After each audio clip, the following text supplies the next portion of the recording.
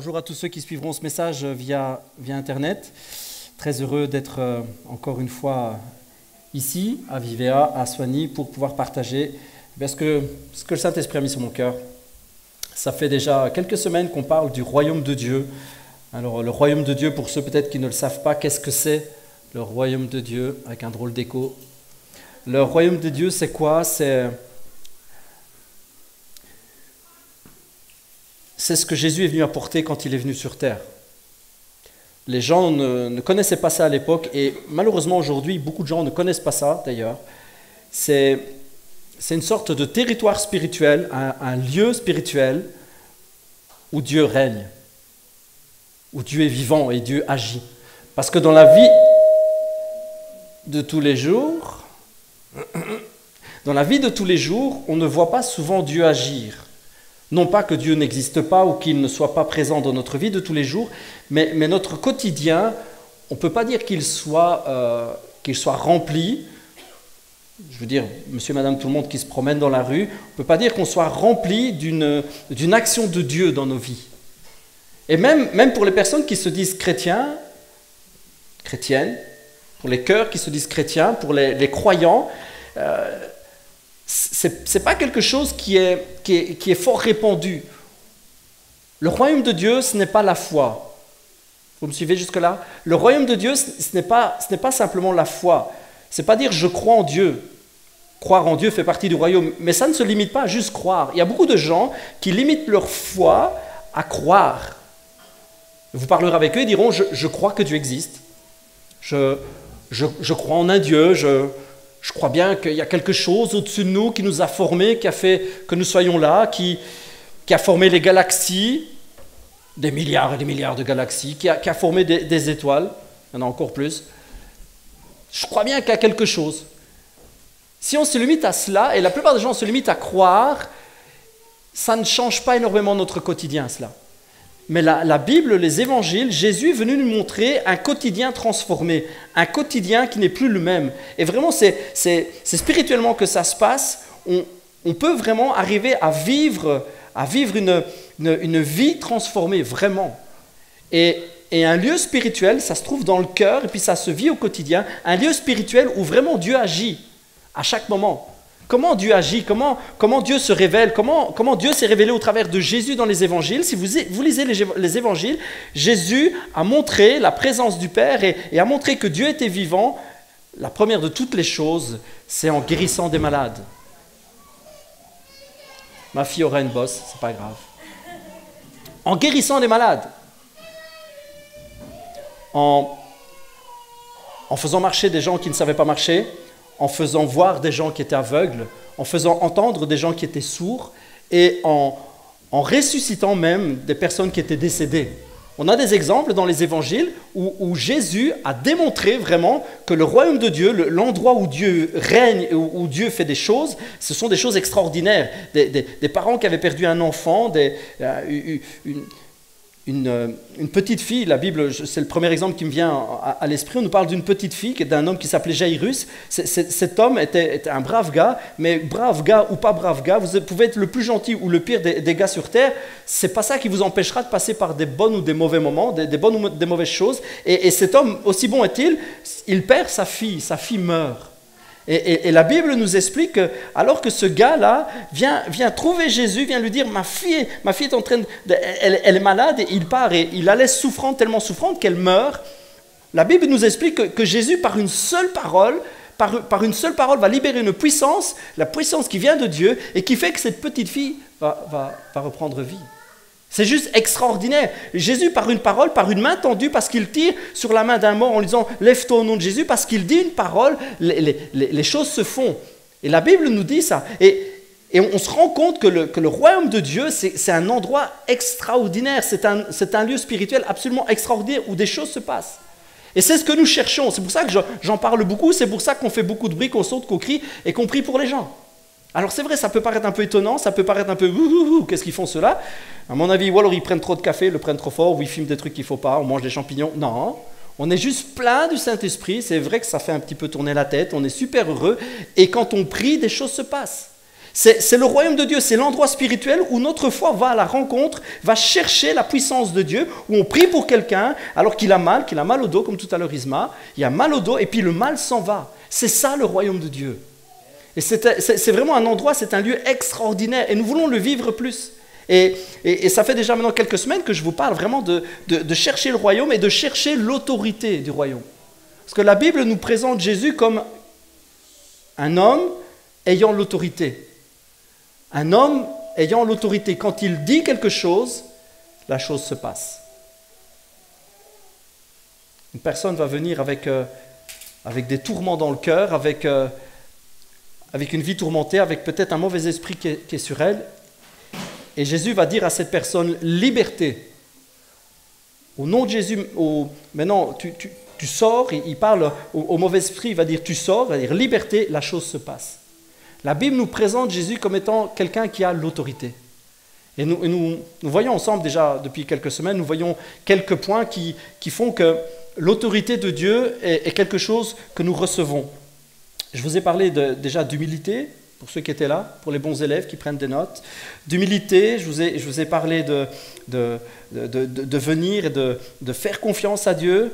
Je vous ai parlé la semaine passée d'un sujet un peu parfois plus délicat, parce qu'on le comprend mal, de sanctification, un vieux mot, qui veut dire qu'on se met à part et qu'on décide de vivre pour Dieu, qu'on se donne à lui, et que notre vie va être livrée, va se donner et qu'on va se mettre à part. Le mot pour sanctification, c'est se mettre à part pour Dieu. Je vous ai parlé de ça la semaine passée et je voudrais vous parler de cette semaine d'abandon. Comme on a chanté tout à l'heure, je m'abandonne. On l'a chanté comme on pouvait, hein, mais on l'a chanté en tout cas. Je m'abandonne. Parce que l'abandon fait vraiment partie des choses qui nous amènent à recevoir l'autorité de Dieu. Abandonner notre propre vie. Ça ne veut pas dire que du coup, notre vie n'a plus de sens ou que nous n'avons plus de rêve ou que nous ne faisons plus rien.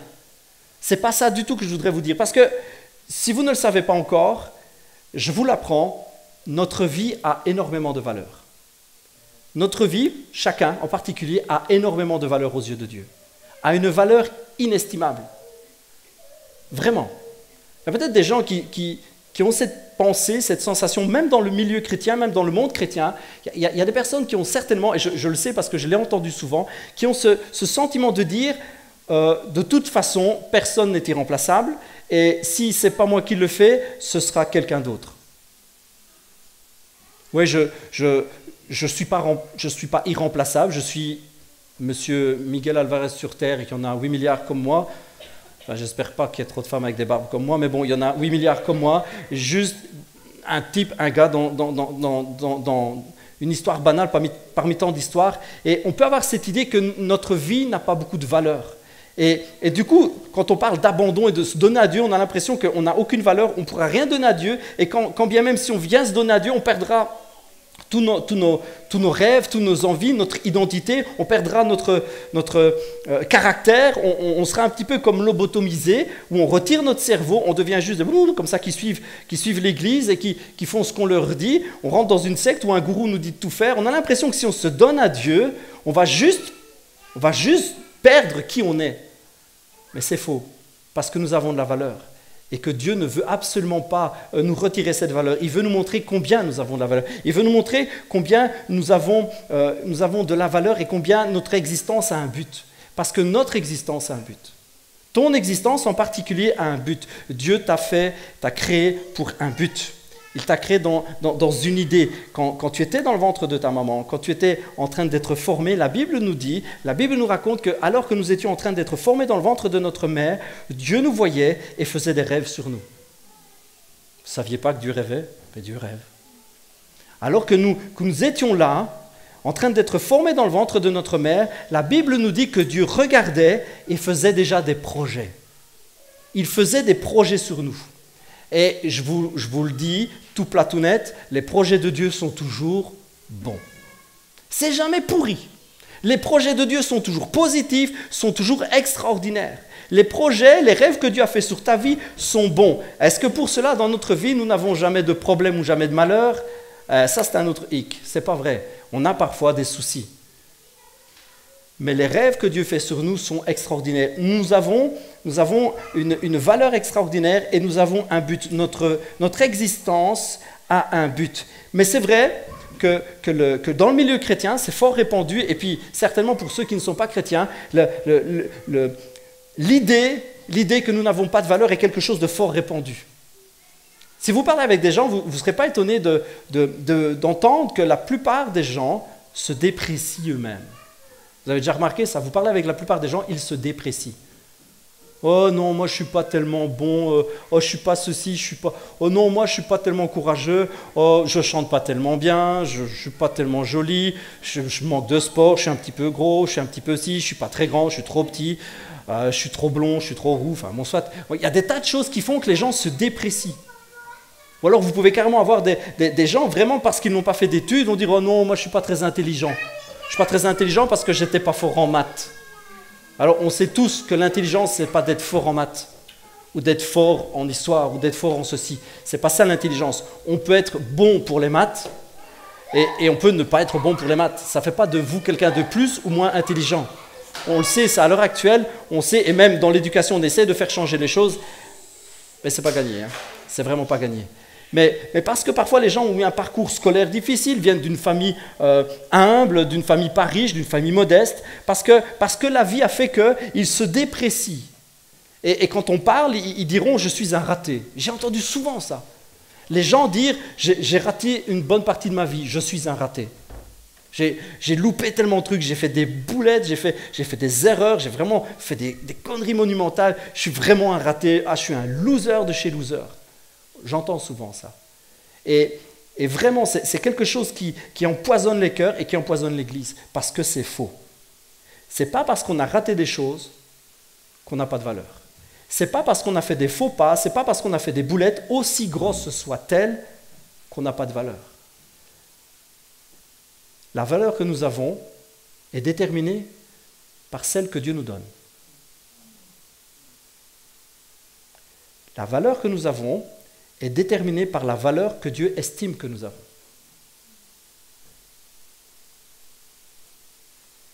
Dieu a estimé que nous valions son Fils. Dieu a estimé que tu valais son Fils. Avant d'envoyer son Fils sur terre pour mourir à ta place, il a dû peser, il a dû estimer, il a dû chercher la valeur qui correspondait à toi. La valeur qui te correspondait et la valeur que Dieu a estimé que tu avais, c'est son propre Fils. Et la Bible nous déclare qu'il n'y a rien de plus cher et de plus précieux dans le ciel et sur la terre que son Fils. Alors si tu veux savoir la valeur que tu as, elle ne dépend ni de tes diplômes, ni de tes réussites, ni de tes échecs, ni de ton milieu social, de la couleur de tes cheveux ou de la marque de tes pompes, elle dépend de la valeur que Dieu estime que tu as. Et la valeur qu'il estime que tu as, c'est son Fils. Et le diable essaiera, tout au long de notre vie, de nous faire croire que nous n'avons pas de valeur. Il essaiera, le diable, l'opposé, le mal, celui qui viendra essayer de nous perdre, de nous éloigner du Père, nous fera souvent croire que nous n'avons pas de valeur. Il viendra souvent nous dire et chuchoter à notre oreille, tu te rends compte avec toutes les boulettes que tu fais, toutes les conneries que tu accumules. Hein. Si on devrait faire un CV, si on devait faire une liste, il faut la faire informatiquement parce qu'il n'y aurait pas assez de pages, tu as une liste longue comme le bras, conneries sur conneries sur conneries sur conneries. Il y en a, c'est vraiment les rois. Et le diable, le tentateur et le menteur vient et nous dit cela. Mais la Bible nous dit que c'est un menteur. La Bible nous dit expressément que le diable est menteur. Je vous cite le passage qui le dit. C'est intéressant de le savoir. Ça se trouve, pour ceux qui prennent des notes, dans l'Évangile de Jean, au chapitre 8 et au verset 44. Elle nous parle du diable ou de Satan en disant, depuis le commencement, je vous lis dans la version Bible du Semeur, depuis le commencement c'est un meurtrier, il ne se tient pas dans la vérité parce qu'il n'y a pas de vérité en lui. Lorsqu'il ment, il parle de son propre fond, puisqu'il est menteur, lui, le père du mensonge. La Bible nous présente le diable comme étant le père du mensonge, celui qui a amené le mensonge, qui a menti et qui pousse le mensonge dans le cœur des gens. Et se croire sans valeur est un mensonge énorme. Et je voudrais vous encourager vraiment à tourner les yeux vers Dieu et tourner les yeux vers la croix en disant, si tu as estimé que je valais ton fils, alors je veux comprendre la valeur que j'ai à tes yeux. Si tu as estimé devoir donner ton fils pour moi, fais-moi comprendre cette valeur. Fais grandir en moi ton amour et fais grandir en moi cette estime de moi. Fais grandir en moi et fais partir ce mensonge. Parce que garder le mensonge, puisque le père du mensonge c'est le diable, c'est garder une part du diable en soi. C'est pas beau. C'est pas chouette comme idée. Vous me direz, mais comment on fait pour faire dégager un mensonge de notre cœur? Parce que moi je ne veux pas avoir ça. On le remplace par une vérité. On ne peut remplacer le mensonge que par la vérité. On ne peut pas remplacer le mensonge par un autre mensonge. Tout ce qu'on fait, c'est faire une accumulation de mensonges. Si tu veux dégager un mensonge de ton cœur, il faut le remplacer par une vérité. Et la vérité, c'est quoi? C'est que Dieu a tant aimé le monde qu'il a donné son Fils unique, afin que quiconque croit en lui ne périsse pas, ne meure pas, mais qu'il ait la vie éternelle. Or, la vie éternelle, c'est de le connaître, lui, le seul vrai Dieu. Voilà ce que dit la Bible. Donc, si tu veux garder cette vérité, si tu veux recevoir cette vérité, approche-toi de Dieu, approche-toi de la croix et dis-lui, je veux recevoir cela. Je veux que tu imprimes dans mon cœur la valeur que j'ai à tes yeux. Montre-moi et révèle-moi la croix. Révèle-moi la croix. Notre existence a de la valeur, notre existence a un but, et croire que nous sommes sans valeur est un mensonge. Et je vous encourage à repousser ce mensonge, parce que ce mensonge va nous faire nous éloigner du but de notre vie. Si nous ne comprenons pas que notre existence a un but et de la valeur, nous allons nous éloigner du but que Dieu a pour notre vie. Et Dieu veut réellement que nous puissions accomplir des choses. Dieu a fait des rêves sur nous alors que nous naissions. Dieu a fait des projets sur nous et il veut vraiment nous donner de la valeur. Alors peut-être, si vous connaissez votre Bible, alors là je ne vais pas faire le test et je ne vais pas demander qui connaît sa Bible. Je ne vous ferai pas cet affront. Peut-être si vous connaissez votre Bible, vous me direz, Pasteur Miguel, il y a quand même un verset qui dit que, j'aime bien quand les gens me disent ça, il y a un verset qui dit que, et on essaie de contredire la pensée qu'on a de la valeur. J'ai entendu, en parlant, ouais, on a de la valeur, j'ai déjà entendu quelqu'un me sortir, mais il y a quand même un verset qui dit que nous sommes des serviteurs inutiles. Vous connaissez ce passage? Luc 17. On peut l'afficher peut-être, ce serait intéressant. On va faire un peu de grec, vous allez voir, c'est chouette le grec. Pour ceux et celles qui ne le savent pas, la Bible n'a pas été écrite en français, ça aurait été plus cool. Elle a été écrite, la première partie de l'Ancien Testament avec du hébreu un peu ancien, et la partie du Nouveau Testament en grec un peu ancien, lui aussi. Donc on a des traductions. C'est-à-dire que c'est intéressant d'aller chercher le sens des mots, parce qu'un mot en grec a plusieurs traductions, et il y a plusieurs sens selon le contexte et la phrase, et donc c'est intéressant d'aller voir tout cela. On va faire un peu de grec. Luc 17, je prends la version second exprès, Luc 17 au chapitre 17 au verset 7.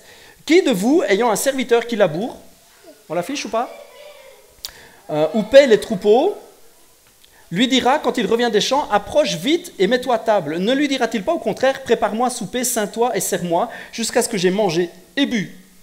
Après cela, toi, tu mangeras et boiras. Doit-il de la reconnaissance à ce serviteur parce qu'il a fait ce qui lui était ordonné?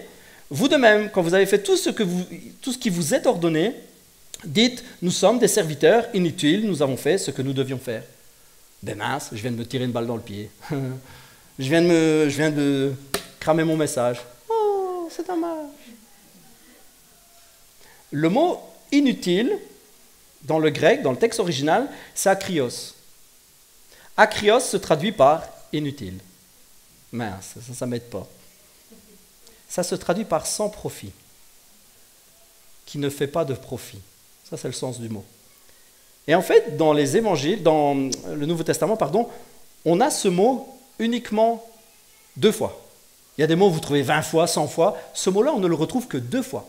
Le deuxième passage dans lequel on le trouve, pour ceux qui connaissent leur Bible, ils vont connaître ce passage, c'est dans l'histoire que Jésus raconte avec les 3 serviteurs.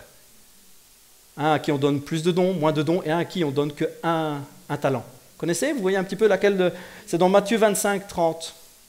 Et dans cette histoire que Jésus raconte, vous allez voir pourquoi je vous dis tout ça, dans cette histoire que Jésus nous raconte, il dit qu'il y a des serviteurs qui ont bien travaillé, et puis il y en a un, C'est un fichu paresseux. Le maître lui donne quelque chose, et puis il se dit, ouais non, moi j'ai peur, mon serviteur il est sévère et tout ça, il ne faut surtout pas perdre le bazar. Il fait un petit trou dans la terre, il met le sous-sous, il passe 1 mois, 2 mois. Quand le maître revient, il déterre son petit sou, il le frotte, il le fait blinquer, puis il arrive, il dit, tiens, c'est ce que tu m'as donné, je te le rends. Et là, le maître dit, serviteur paresseux, fainéant, akrios, inutile, sans profit. Quant au serviteur inutile, c'est le même mot, c'est les deux seules fois. Alors j'étais en train de réfléchir, je dis, je comprends pas. Si réellement nous avons de la valeur aux yeux de Dieu, pourquoi Jésus dit que nous sommes des serviteurs inutiles?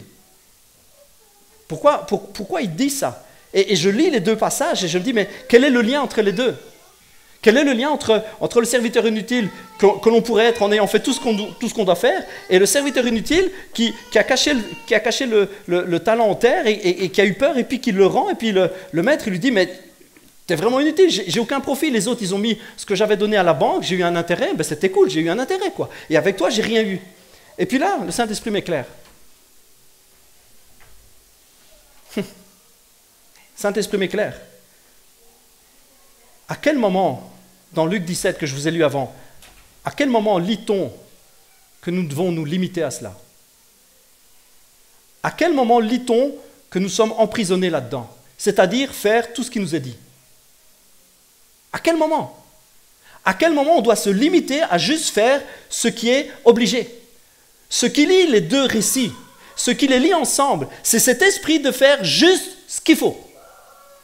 Juste ce qu'on nous demande. C'est être un bon petit soldat, un bon petit robot. Qu'est-ce qu'on peut faire? Qu'est-ce qu'on ne peut pas faire? Je peux marcher? Je peux marcher. Ok, je fais juste ce qu'il faut. Je peux faire ça, je peux faire... Oui. Attention, pas mentir. Ah, je ne mens pas. Attention, pas voler. Ah, je ne mens pas. Je ne vole pas. Attention, pas ceci. Ah, ben je ne fais pas. Et puis ça c'est obligé. Alors je fais. C'est se limiter à ce qui doit être fait. Les deux récits sont liés par un état d'esprit à ne faire que le strict minimum. Et dans les 2 cas, Jésus dit, si tu te limites à ça, si tu fais juste faire ce qu'il faut, absolument ce qu'il faut, si tu te limites juste à ce que tu es obligé de faire, ce que ton cœur sent comme une obligation, il faut bien faire ci, il faut bien faire là, et je me limite à ça. Si tu ne cherches pas le cœur de Dieu, tu sais quoi? Tu es sans aucun profit pour lui. Alors là, ça prend du sens. Tu n'as aucun profit. Quel est le mot derrière profit? Parce que là aussi, il y a un mot. Le maître disait, j'aurais tiré mon argent avec intérêt. Le mot derrière intérêt, c'est encore une fois du grec, c'est le mot tokos, patakos, tokos. Et son premier sens, ce n'est pas le mot intérêt, ça c'est le sens qu'on lui a donné, c'est un sens métaphorique, parce que le premier sens, c'est le mot naissance. Tokos veut dire naissance. Le maître est en train de dire, si tu avais voulu me donner du profit, il y aurait une naissance derrière. Quelque chose serait sorti de ton travail. Il y aurait eu quelque chose de vrai. Le mot tokos vient du mot tikto qui veut dire enfanter, enfantement, accoucher, qui vient de naître avec prospérité. L'idée, c'est vraiment la naissance. L'idée, c'est de chercher à ce que notre vie produise quelque chose. Quand je vous dis que notre vie a de la valeur et que notre vie a un but, c'est parce que vraiment Dieu veut que notre vie enfante quelque chose, que notre vie serve à quelque chose. Et ces 2 passages disent la même chose. Si tu te limites à penser que tu n'as pas vraiment de valeur, et tout ce qu'il faut c'est bien faire ce qu'on dit dans ton petit coin, rester là, cul sur ta chaise, oui j'ai dit cul, et rester là bien sage, bien au chaud, et ne pas bouger, si tu te limites à cela, tu sais quoi? Tu n'as effectivement aucun intérêt. C'est fou, hein? La Bible nous dit qu'à ce moment-là, si on se limite juste à ça et qu'on ne cherche pas Dieu et qu'on ne cherche pas son royaume, qu'on ne veut pas aller plus loin, si on se limite à cela, on n'a aucun intérêt. Encore une fois, ça ne veut pas dire qu'on n'a pas de valeur aux yeux de Dieu. Mais ça veut dire que nous ne donnons pas réponse à la valeur que Dieu met sur notre vie. Vous me suivez ? Nous ne donnons pas réponse à la valeur que Dieu met sur notre vie. Dieu met sur notre vie une valeur de fou. Il met son Fils en jeu. Il offre son Fils pour que nous puissions saisir, pour que nous puissions marcher, puissions réaliser la valeur que nous avons et courir dans la carrière qui s'offre à nous. Et parfois, qu'est-ce que nous faisons? Nous réagissons simplement en disant « Ouais, moi, je vais faire ce qu'il faut faire. Je vais faire ce qu'il faut et ce qu'on est obligé de faire parce que de toute façon, je n'ai pas de valeur. » On se limite à tout cela. On se limite. Et ce qu'on fait, c'est repousser l'appel de Dieu sur notre vie et ne pas répondre à la valeur et à la croix. Parce que si on veut répondre à la croix, on réalise qu'on a de la valeur. Et si on réalise qu'on a de la valeur, alors on sait qu'on va produire de l'intérêt, on sait que notre vie va enfanter et va donner quelque chose. Parce que notre vie, notre existence a un but précis. Il y a des choses uniquement possibles au travers de notre vie. Alors je sais que tout d'un coup, là, il y en a qui vont dire « Ouais, mais c'est quand même un petit peu orgueilleux comme pensée. » Penser que j'ai de la valeur aux yeux de Dieu, il y a des choses que seul moi je peux faire, il y a des choses que je suis le seul à pouvoir accomplir, c'est ce qu'il dit le pasteur Miguel, mais c'est un petit peu orgueilleux, hein, parce que non, ce n'est pas orgueilleux, c'est réaliste. C'est réaliste. La Bible nous fait comprendre que nous sommes appelés dans un but, notre vie a de la valeur et nous avons à produire de l'intérêt, mais la Bible nous apprend aussi ceci. Si nous refusons, si nous ne saisissons pas, si nous ne nous lançons pas dans cette carrière et si nous n'acceptons pas l'appel de Dieu sur notre vie, ce que Dieu fait parfois, et même souvent, c'est qu'il change ses plans. Et alors qu'il change ses plans, il nous remplace. Pourquoi? Parce que nous sommes remplaçables alors. Tu as dit qu'on était irremplaçables. Dans le plan numéro 1, avec nous dedans, nous étions irremplaçables. Et dans le plan numéro 2, ce n'est pas que nous sommes irremplaçables ou remplaçables. Nous n'avons pas de place. Et c'est vachement différent. Nous avons une place dans notre destinée. Et nous devons accomplir et marcher. Nous sommes appelés à marcher et accomplir des choses extraordinaires que seuls nous pouvons faire dans cette destinée-là. Mais si nous laissons tomber cette destinée, que Dieu est obligé de mettre un autre plan sur pied, dans ce nouveau plan, nous n'avons peut-être aucune place. Et essayer, après de saisir ce plan-là, essayer de mettre nos pieds dans la destinée d'un autre, c'est foutu d'avance. Parce que vouloir accomplir les plans, le projet, les rêves que Dieu a sur une autre personne que c'est voué à la catastrophe. Hein. Ça, je peux vous l'assurer, c'est voué à la catastrophe.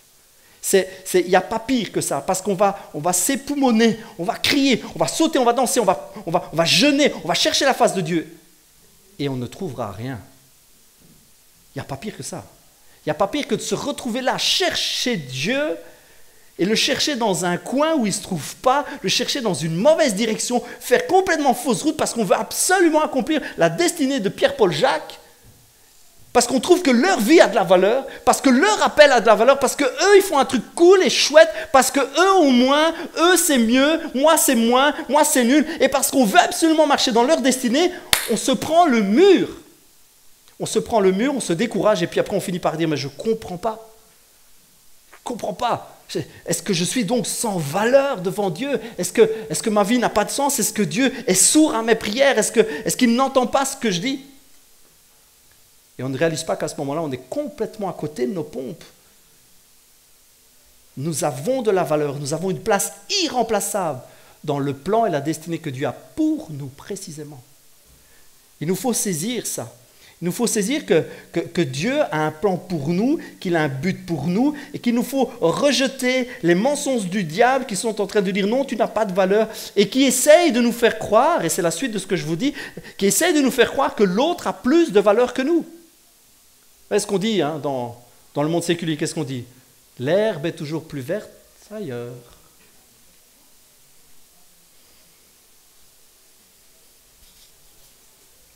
La vie des autres est toujours plus belle. Leur destinée est mieux. La destinée d'un pasteur, ça c'est génial. La destinée d'un prédicateur, ça c'est cool. Ou la destinée d'un conducteur de louange, ça c'est vraiment cool. Parce que la destinée de quelqu'un qui s'occupe, je sais pas moi, des enfants ou du club des enfants, ça c'est nul. Ça. La destinée de quelqu'un qui va accomplir un travail moins sous les projecteurs ou un peu plus caché. Non, ça c'est nul, ça je veux pas. Non. Dieu, j'ai l'impression que parfois Dieu dit que j'estape l'homme. Non, c'est pas possible, j'ai pas de valeur. Non, lui, sa destinée, elle est en béton. Ça, c'est cool comme destinée. Si nous pensons comme ça, nous dépressions complètement notre existence. Nous dépressions. Et nous dépressions les plans de Dieu sur notre vie. Ça veut dire qu'indirectement, nous dépressions les choix de Dieu. Indirectement, nous lui disons, tu te trompes, tu t'es trompé, tu t'es gouré, c'est pas possible. Revois tes listings, papa. Quand tu m'as créé, tu as dû te gourer avec 2 noms. Je ne devais pas m'appeler Miguel, je devais m'appeler autrement, c'est pas possible, papa. Allez, soyons sérieux. si nous faisons ça, si nous nous dépressions à ce point, si nous négligeons notre appel et si nous cherchons à vivre l'appel d'un autre, nous passons à côté de tout et certainement à côté de l'autorité. Certainement à côté de l'autorité que Dieu veut déposer sur notre vie. Parce que l'autorité que Dieu veut déposer sur notre vie correspond à notre appel. L'autorité que Dieu veut déposer sur notre vie dépend de notre appel. En fonction de l'appel que Dieu met sur notre vie, en fonction de ce qu'il rêve sur nous, Dieu prévoit un équipement.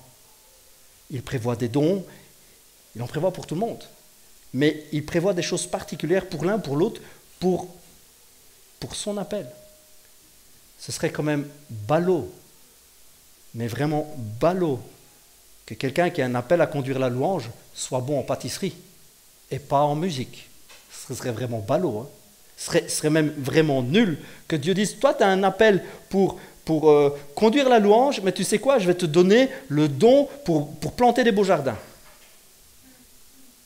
Eh bien, bonne chance.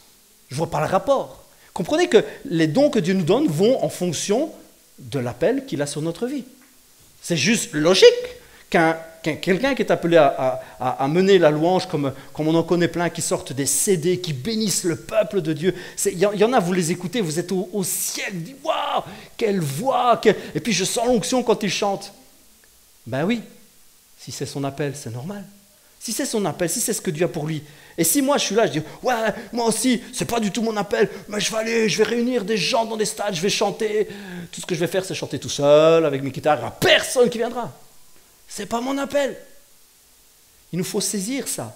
Il nous faut saisir que nous avons de la valeur et que ce que Dieu met dans notre vie a de la valeur. Et ne pas déprécier les choses que Dieu met sur notre vie a de la valeur. Et le but de notre existence, les rêves que Dieu a fait sur nous ont de la valeur. Il ne faut pas nous déprécier, ne pas accepter les mensonges du diable qui dit « tu n'as aucune valeur, tu as fait beaucoup de boulettes, tu es un nul, tu es un raté ». Il faut refuser cela au nom de Jésus, refuser et dire « non, Dieu a des plans pour moi, Dieu a des plans sur ma vie et je sais que ces plans, puisqu'ils viennent de lui, ils ont de la valeur, puisque ce sont les siens, ils ont de la valeur, alléluia. Et je ne veux pas non regarder à l'autre parce que ça me paraît mieux, je ne veux pas convoiter l'appel d'un autre, je ne veux pas convoiter les dons d'un autre. S'il a ces dons-là, que Dieu le bénisse, ça lui servira certainement. Moi, les miens, Dieu me les révélera, Dieu me les donnera, et je pourrai accomplir des choses extraordinaires que seul moi je peux faire dans cette destinée que Dieu a pour moi. C'est quelque chose que nous devons saisir. Pourquoi ? C'est paradoxal, ça va vous faire rire. Parce que quand on a compris tout ça, il faut tout abandonner à papa. Parce que nous avons besoin d'abandon. Nous avons besoin d'abandonner notre propre vie. Et si nous ne savons pas quoi abandonner, si nous ne savons pas quoi venir lui déposer, si nous ne savons pas quelle est notre destinée, si nous ne savons pas venir à lui en disant « ouais, tous ces projets, ces rêves, je les dépose pour qu'ils soient les tiens ». Si nous ne savons pas la valeur que Dieu a mise sur notre vie, si nous n'avons pas reçu tout ça, nous allons lui déposer quoi ? Nos échecs ? Nos erreurs, notre convoitise sur le plan des autres, nous allons nous déposer quoi ? L'abandon dont je vous parle, dont je vous parle par rapport à l'autorité, c'est l'abandon de tous ces rêves que Dieu met sur notre cœur, de tous ces rêves, toutes ces pensées, tout cet appel, qu'en retour, nous lui redéposons. Vous allez me dire, là, Pasteur Miguel, je ne comprends plus rien. Il faut lui déposer ce qu'il nous donne. C'est là que ça prend tout son sens. C'est là que ça prend tout son sens. Parce que les rêves que Dieu met sur notre vie, les dons que nous pouvons avoir, prenez un chanteur que Dieu appelle à la louange et qui a une voix magnifique. Prenez un artiste qui peut peindre et qui a des dons extraordinaires, que Dieu appelle à faire des choses dans la louange ou dans le monde artistique, il appelle à faire des choses extraordinaires. Quand Dieu lui donne tous ces dons, mais voyez, là où ça prend tout son sens, c'est que ces dons, nous sommes libres d'en faire ce que nous voulons.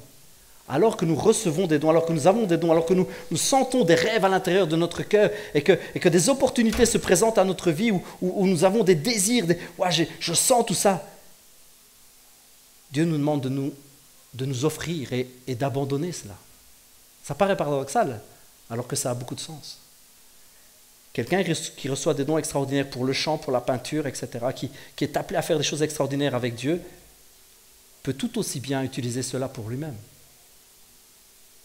Prenez un pianiste qui est, qui est appelé à faire des chants, qui est appelé à... peut très bien aussi dire, je vais l'utiliser pour moi, pour ma propre gloire, pour être connu. Waouh, qu'est-ce qu'il joue bien au piano. Waouh, écoutez cet artiste extraordinaire. Et puis, en plus, il est bel homme. En plus, il a toutes les femmes qu'il veut. Et en plus, waouh, quelle vie extraordinaire. Et puis, le don que Dieu lui a donné, l'appel qu'il avait sur sa vie, il ne l'a utilisé que pour lui-même. Comprenez tout le chemin que je suis en train d'essayer de vous faire faire avec moi? Réalisez la valeur que nous avons.